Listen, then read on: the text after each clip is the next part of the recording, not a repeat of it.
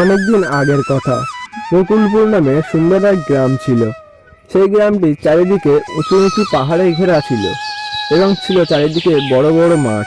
সেখানকার গ্রামবাসীরা সেখানে তাদের পশুপালন করে তাদের জীবন কাটাত। সেই গ্রামে রামু নামে একটা লোক বাস করত।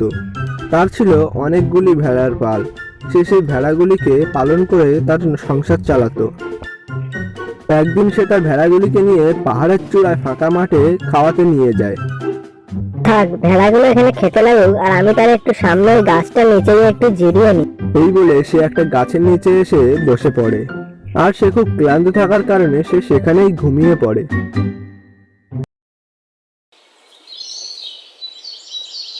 হ্যাঁ হ্যাঁ, বিকেল হয়ে গেল তো। কখন বিকেল হয়ে গেল বুঝতে পারলাম না। তাড়াতাড়ি বাড়িতে ফিরতে হবে।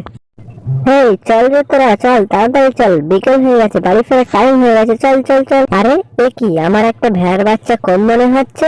হ্যাঁ তাই তো, কিন্তু সবকটা তো এখানেই ছিল, আরেকটা কোথায় গেল? তারপর সে চারিদিকে খুঁজতে থাকে, কিন্তু কোথাও সে খুঁজে পায় না। অবশেষে সে নিরাশ হয়ে বাড়িতে ফিরে আসে।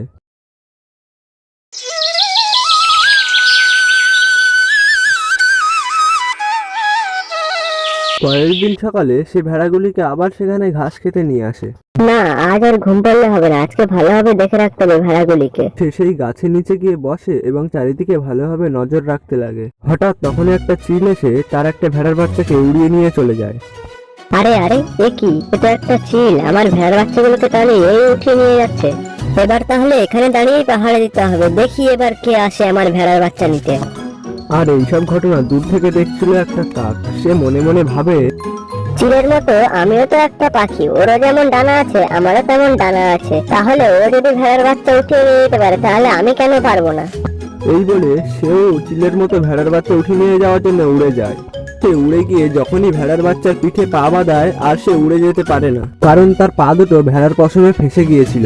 আর তখনই সেই ভেড়ার মালিক তাকে দেখে ফেলে আর খুব রেগে যায়, আর তাকে তখনই মেরে ফেলে।